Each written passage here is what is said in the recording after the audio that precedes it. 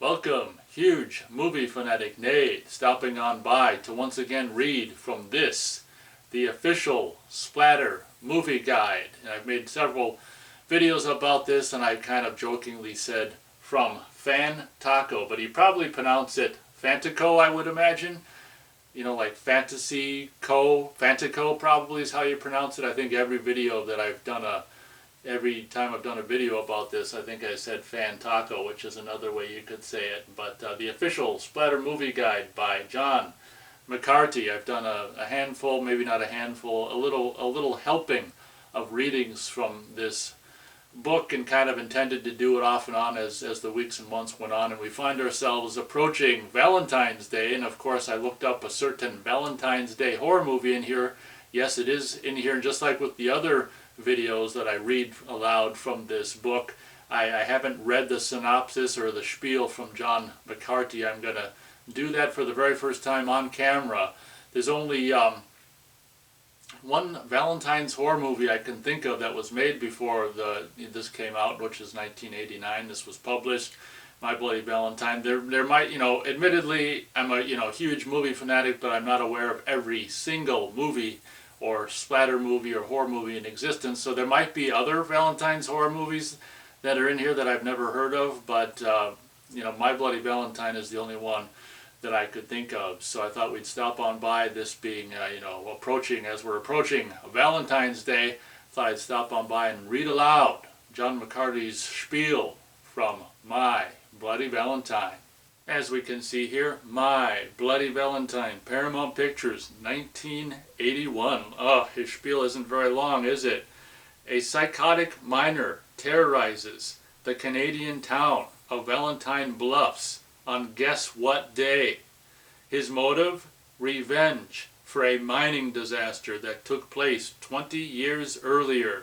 Intense but typical slasher film that was heavily scissored of its gore prior to release. I mean, Jesus, that's not much love for My Bloody Valentine. Sometimes it makes you wonder about people like this who put out books like this. I mean, I guess people can't love everything, but having grown up with My Bloody Valentine, I sure think it deserves a bigger spiel, maybe, and a little more reverence than that. I mean, shit, I can probably show you this, and maybe I'll do this in a future video, but look at all the, I would say My Bloody Valentine is a superior movie to Nail Gun Massacre, but look at all the words, I mean, paragraphs that he gave to, his spiel on Nail Gun Massacre.